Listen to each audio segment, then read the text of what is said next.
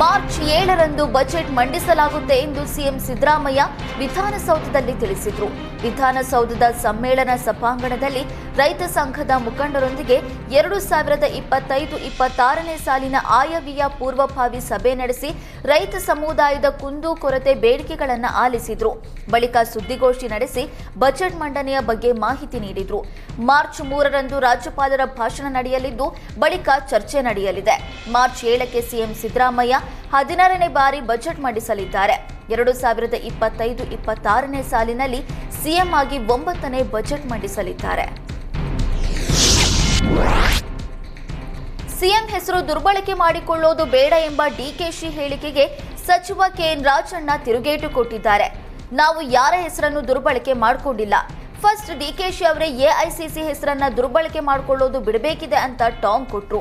AICC ಹೆಸರು ದುರ್ಬಳಕೆ ಮಾಡಿಕೊಳ್ತಾ ಇದ್ದಾರೆ ಎಂಬುದು ಆರೋಪ ಅಲ್ಲ, ವಾಸ್ತವ ಅಂತ ತಿಳಿಸಿದ್ರು.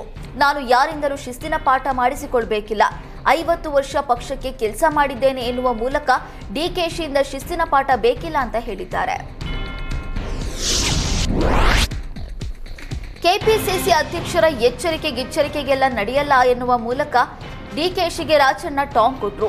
ಎಚ್ಚರಿಕೆ ಎಲ್ಲ ಯಾರು ಕೇಳ್ತಾರೆ? ಹೈಕಮಾಂಡ್ ಹೇಳಿದಂತೆ ಲೋಕಸಭೆ ಚುನಾವಣೆವರೆಗೆ ಕೆಪಿಸಿಸಿ ಅಧ್ಯಕ್ಷ ಅನ್ನುವ ಕಾರಣಕ್ಕೆ ಕೇಳಿದ್ದೇವೆ ಅಷ್ಟೇ ಎಂದ್ರು. ಇನ್ನು ಪೂರ್ಣಾವಧಿ ಸಿಎಂ ಅಲ್ಪಾವಧಿ ಸಿಎಂ ಏನೇ ಇದ್ರೂ ಹೈಕಮಾಂಡ್ ತೀರ್ಮಾನವೇ ಅಂತಿಮ ಅಂತ ಸಚಿವ ಕೆಎನ್ ರಾಜಣ್ಣ ಸ್ಪಷ್ಟಪಡಿಸಿದ್ರು.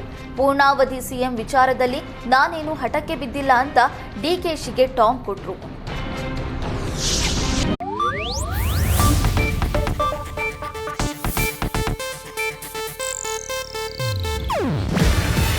ಇದು ಏಷ್ಯಾನೆಟ್ ನ್ಯೂಸ್ ನೆಟ್ವರ್ಕ್ ಪ್ರಸ್ತುತಿ. ನೀವು ನೋಡ್ತಿದ್ದೀರಾ ಏಷ್ಯಾನೆಟ್ ಸುವರ್ಣ ನ್ಯೂಸ್.